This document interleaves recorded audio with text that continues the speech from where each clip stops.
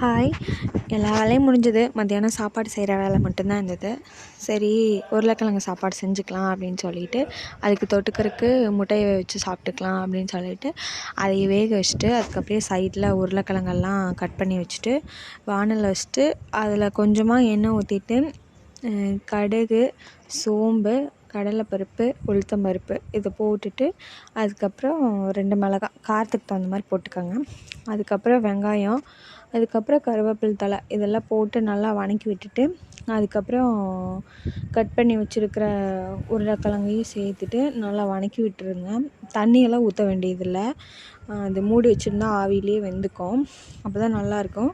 அப்புறம் அப்படியே மஞ்சத்தூள், கரம் மசாலா, உப்பு இது மட்டும் போட்டு நல்லா வதக்கி வச்சுட்டு மூடி வச்சுருங்க. அதுக்கப்புறம் நல்லா வெந்திருக்கும்.